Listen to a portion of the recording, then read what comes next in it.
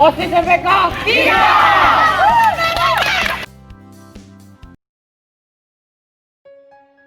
Bismillahirrahmanirrahim. Assalamualaikum warahmatullahi wabarakatuh.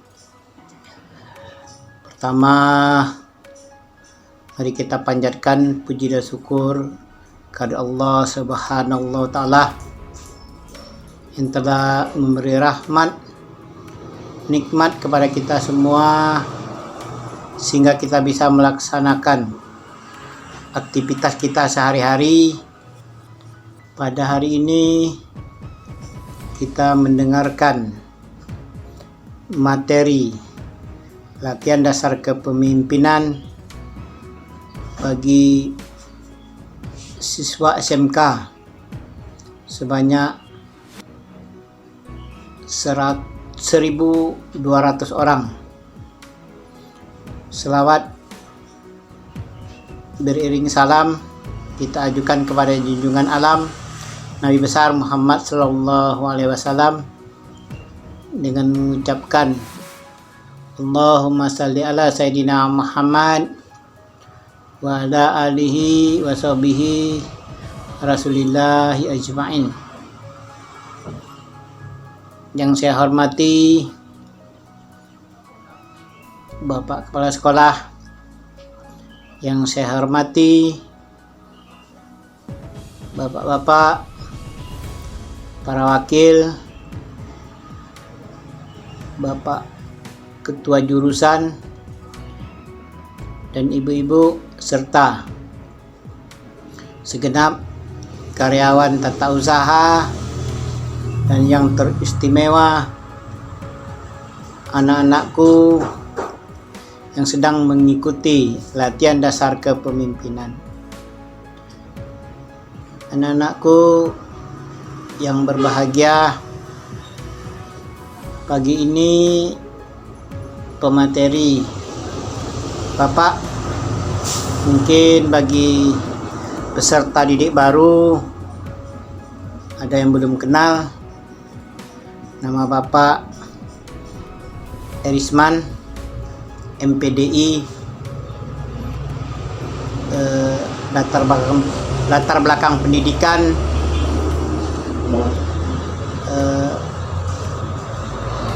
perguruan tinggi S1 IAIN Susko Pekanbaru, S2 Cirebon, latar belakang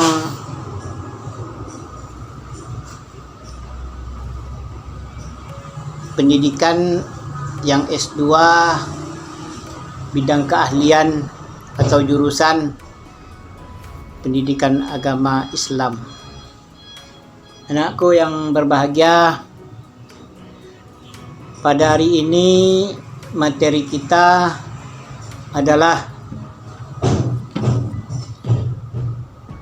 motivasi bagi anakku yang akan menggantikan kita semua, bahwa apa yang kita lakukan sekarang, apa yang kita kerjakan sekarang, apa yang kita timba sekarang, itu nanti nampaknya hasil yang akan diperoleh setelah 15 sampai 20 tahun ke depan. Ketika itu kalian akan menjalankan hidup sebenarnya, kalian akan memimpin rumah tangga, kalian akan memimpin di sebuah organisasi, baik itu organisasi kepemudaan maupun organisasi kemasyarakatan. Kalian akan merasakan apa artinya pendidikan yang kalian lakukan sekarang. Anakku yang berbahagia,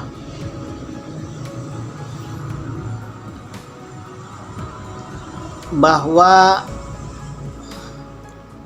seminar atau latihan dasar kepemimpinan ini terwujud itu tidak terlepas dari pengalaman-pengalaman Bapak yang terdahulu. Artinya pengalaman organisasi, pengalaman berteman, dan hasilnya bisa dimanfaatkan sekarang. Kegiatan latihan dasar kepemimpinan yang kita lakukan rutin di tahun ajaran baru biasanya kita laksanakan dengan luring. Berhubung karena kita kena wabah virus corona sehingga pemerintah tidak membebaskan kita untuk tatap muka. Nah, kesempatan itulah Bapak ambil kegiatan latihan dasar kepemimpinan tetap, tapi kita laksanakan dengan daring.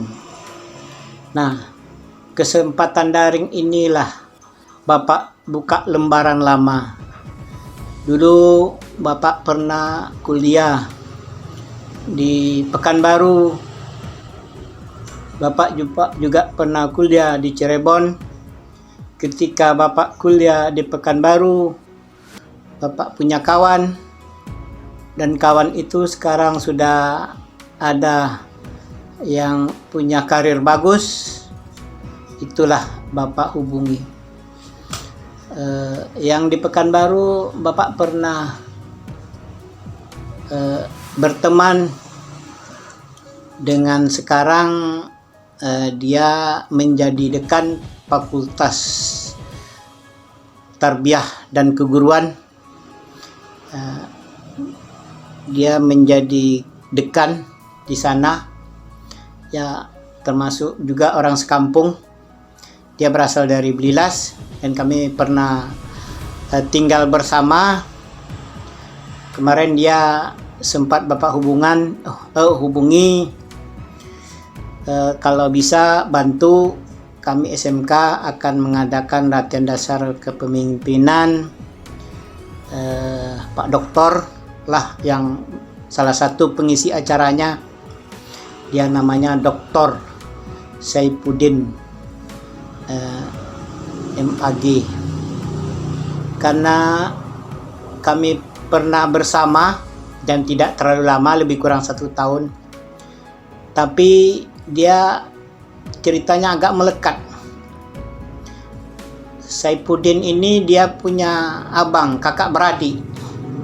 Ada Bapak sebentar, lebih kurang setahun dengan dia, tapi ceritanya sangat melekat. Ketika itu pas semester 2 kalau tidak salah, Bapak tengok IPK-nya Dr. Saipuddin yang dekan sekarang. IPK-nya 3,9. Berarti hanya 1 yang B, sisanya A semua.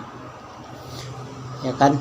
Nah, itu kami tinggal di sekitar Pasar Pusat.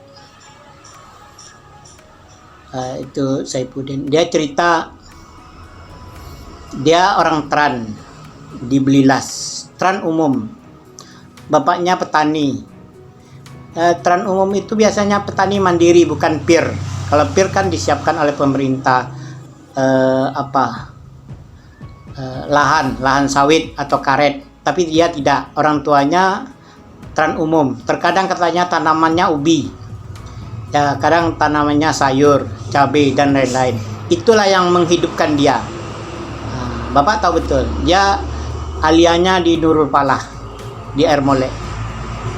Kemudian dia punya abang. Kami tidak satu tempat tinggal dengan abangnya, dan abangnya Bapak tidak kenal, tidak terlalu kenal dekat.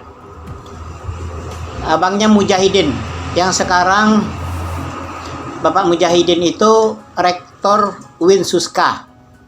Hebat tak? Anak petani, ya, anak petani petaninya petani sayur, tanam ubi kayu, kacang-kacangan. Tapi sekarang anaknya jadi rektor Unsuska Saifuddin, Profesor Dr. Saifuddin. Nah, artinya apa anak-anakku sekalian? Orang tua kita boleh susah, kehidupan kita boleh susah, tapi untuk berpendidikan jangan kita terhalang. Jadi ceritanya dulu kami waktu kuliah, terus terang saja, Bapak juga, kami kalau ke Pekanbaru itu cari masjid. Jadi kami hidup di masjid. Jadi kami jadi gorim. Kalau orang sekarang bilang jadi gorim. Dr. Saifuddin itu masjidnya Assalam, sama dengan Bapak. Saifuddin itu Bapak kurang jelas. Dia di masjid juga, tapi dekat pasar pusat. Nah, Bapak tahu cerita karena Bapak berteman dengan adiknya. Jadi dua beradik itu jadi tokoh sekarang di UIN.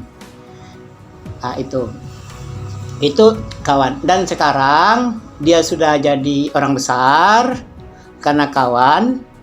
Ya kan, Bapak bebas aja me-WA. Walaupun jarang jumpa. Bahkan hampir tidak jumpa. Tapi kami WA terus. Kirim-kiriman selamatan lebaran, kartu-kartu lebaran terus. Bersyukur juga lah kita dengan IT ini. Bisa kirim-kirim foto, kirim gambar, kirim video. Silaturahmi tetap. Itu pentingnya berteman atau berorganisasi. Kemudian lagi Bapak juga kenal waktu di Pekanbaru itu dengan Bapak Dr. Andes Edi Batara. Bapak itu pernah menjadi Kandepa di Lingga Kepulauan Riau, Kepri. Sekarang dia kepala bagian Ditbang di kantor wilayah Kementerian Agama di Tanjung Pinang, Kepulauan Riau. Bahkan Bapak tak ada jumpa setelah kuliah. Hampir tidak ada jumpa. Karena waktu itu ketika kami tamat, Bapak pulang kampung Kerengan jadi guru honor. Ya, lama juga, beberapa tahun. Kemudian dia ikut tes CPPN namanya. CPPN itu calon pencatat nikah. Tuh. Sama kawan Bapak yang Kakanwil sekarang lulusnya di CPPN, calon pencatat nikah, yang sekarang Kanwil Kementerian Agama. Sekarang namanya Mahyudin, Dr. Mahyudin. Lulusnya dari CPPN juga di Kerinci. Dia lulus di Kerinci. Edi Batara itu CPPN-nya lulus di Kepulauan Riau. Jadi pencatat nikah di kantor Kuah Lingga. Kemudian sempat menjadi kepala kantor Departemen Agama di Lingga dan sekarang bekerja di Kakanwil. Nah, kawan-kawan itu, anak-anakku, bebas saja untuk kita pinta. Dan terus terang, untuk mendatangkan pemateri ini itu tidak ada sepesen pun biaya dari sekolah. Nah, cuman kita biaya pribadi untuk beli pulsa kita lah, dan kita juga tidak membelikan pulsa untuk kawan-kawan tuh. Itulah gunanya berteman. Jadi pendidikan itu bukan formal saja. Kalau pendidikan di kelas ya bagus, baik untuk mencerdaskan. Tapi di luar itu, di samping itu, kita perlu mengambil hikmah pendidikan yang ada pada organisasi dan teman. Sekarang teman Bapak yang Edi Batara itu, kemarin Bapak hubungi dengan senang hati. Dia ingin mengisi acara LDK ini dengan senang hati. Dan selama ini silaturahmi hampir terputus dengan kegiatan ini. Kami sering WA-WA-an dan videonya nanti bisa kalian tengok. Dan yang satu ini kebetulan satu kampung, dia orang Tran juga, sama dengan Dr. Saifuddin, Tran umum. Kalau Dr. Saifuddin itu transmigrasi di Bilas, kalau Edi Batara ini transmigrasinya di Kuala Cinaku, seberang Pelor pasnya. Edi Batara ini latar belakang pendidikannya SMP-nya SMP 3 Rengan. Gurunya masih ada sekarang, gurunya Ibu Rosma yang ngajar anak-anakku di SMK. Ibu Rosma tuh gurunya Edi Batara, termasuk Bapak. Jadi kalau jumpa Ibu Rosma, Bapak seperti jumpa ibu guru sama seperti dulu. Bapak tidak berani bergurau, tidak berani cakap sembarangan, karena dia guru Bapak, Ibu Rosma itu. Gitu. Cuman kadang-kadang Ibu Rosma itu dia tidak mau menampakkan bahwa dia itu pernah menjadi guru Bapak dulu, ya kan, gitu. Kemudian SMA-nya yang pemateri kalian tengok nanti itu SMEA, dulu SMEA, ya kan. Dia di sana dalam pengalamannya dia menjadi ketua kelas, menjadi ketua koperasi, aktif lah. Jadi pengalaman-pengalaman itu melekat dengan diri kita. Kalau sudah melekat menjadi diri kita, itu menjadi bagian, menjadi hobi, dan menjadi karakter. Jadi orang kuper dengan orang yang tak kuper itu beda. Ya, jadi kalau orang yang banyak kawan itu pemikirannya agak apa sedikit, agak luas dibandingkan yang kuper. Biasanya orang yang pergaulannya kuat itu dia bisa menerima dari yang terendah sampai yang tertinggi, dari yang bodoh sampai yang paling pintar, dia bisa terima. Artinya begini anak-anakku, bahwa dalam hidup ini sebenarnya tidak ada yang bodoh. Tidak ada yang bodoh. Kalau kita mengatakan seseorang itu bodoh, berarti kita tidak pintar memahaminya. Karena kita ini ada kelebihan dan kekurangan. Dia mengatakan dirinya pintar karena dia merasa ada kelebihannya di bidangnya, ya kan? Misalnya merajut benang menjadi kain misalnya, menenun. Kalau orang tukang tenun mengatakan kita bodoh, memang kita tidak pandai menenun, ya kan? Atau membuat keranjang, bodoh kau katanya. Ya, kita memang bodoh dalam membuat keranjang. Tapi orang tukang rumah bisa saja mengatakan dia pintar karena dia pandai bertukang. Jadi kalau ada kawan-kawan kita mengatakan kita bodoh, sebenarnya dialah yang bodoh, dia yang tidak bisa memahami kita. Bahwa di dalam hidup nanti ada kompetensi, ada kelebihan, dan kelebihan itu tergantung orangnya, bisa dikembangkan atau tidak mau mengembangkan. Namanya potensi yang ada dari dalam itu. Kita contohkanlah misalnya yang umum yang sudah kita ketahui semua. Contohnya Ronaldo. Mungkin kalau disuruh belajar matematik, belajar akuntansi, ya kan, belajar perkantoran, mungkin dia sangat bodoh. Tapi dia ahli dalam permainan. Ya, pintar dia dalam permainan bola, khusus bola kaki. Untuk bola takraw mungkin dia tidak bisa, untuk bola voli dia tidak pandai. Oleh karena itulah orang yang banyak berteman itu, orang yang berorganisasi itu pikirannya luas. Dia tidak mau sembarangan tidak menerima. Karena apa?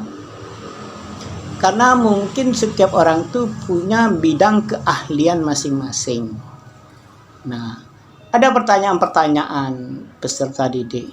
Pak, saya pandainya di bidang ini. Di bidang ini saya tidak pandai. Ya tidak apa-apa.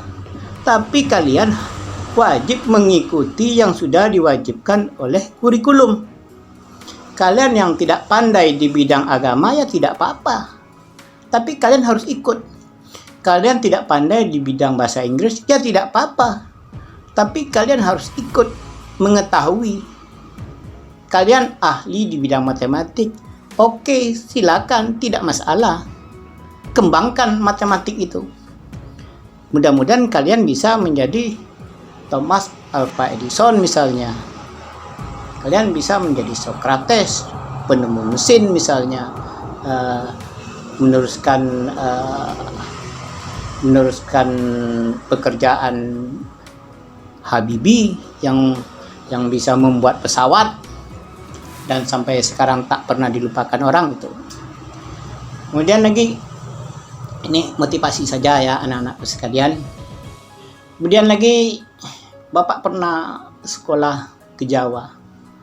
Dan sekolah di Jawa itu ya sama seperti sekolah kalian di SMA dan Bapak kuliah di S1 karena di Jawa, cuman beda metode sistem.